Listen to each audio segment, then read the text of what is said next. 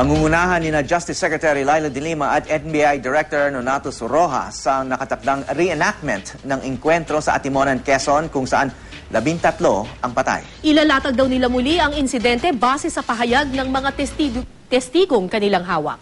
May news to go si JP Soriano. JP!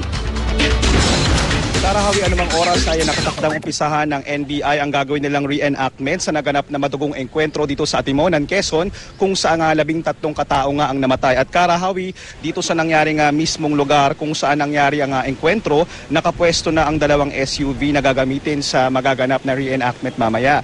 Hindi ito yung tunay na sasakyan, Kara, ng maganap ang engkwentro, pero ito raw ay magiging useful sa gagawin nilang pagpicture ng tunay na nangyari sa nangyaring engkwentro. At pwesto na rin ang mga taga-NBI Quezon at iba pang investigador. Ang ilang taga-NBI nga ay sinubukan pang maghanap ng basyo ng bala sa mga kanal at ayon sa NBI kasama ang mga testigong kasama nila sa gagawing reenactment para personal na maituro sa NBI at kay DOJ Secretary Laila De Lima ang kanilang nasaksihan.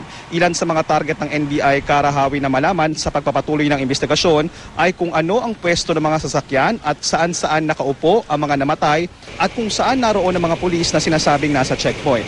At karahawi sa mga oras na ito ay inaantabayan na pagdating dito ni DOJ Secretary Laila De Lima at bagamat open ito for media coverage ay may mga restrictions lang kung saan pwedeng pumwesto ang media dahil itinuturing pang ang crime scene ang lugar na ito. At yan muna ang latest mula sa Atimonan, Quezon. JP Soriano, GMA News. Yes, JP, isang katanungan lamang So, sinabi ba sa iyo ng DOJ or ng NBI for that matter kung itong 3 testigo na kanilang hawak kung ano ba ito? Ito ba yung mga pulis, mga miyembro ng Philippine Army? Okay, Karen, hindi yung mga NBI na nandito, tinanong natin yan, ang sinasabi nila, hindi ito maidetalye sa ngayon kung ano sila, kung sila ba'y police, pero ilan daw sa 3 witness ay tiga rito na posibleng nakasaksi sa nangyaring engkwentro. Kung hindi man nasaksihan, ay may mga nalamang impormasyon na makakatulong vital sa gagawing reenactment at pag-iimbestiga ng NBI ngayon. Kara? Hindi nila sinabi kung kasama sa checkpoint team itong mga testigong hawak nila.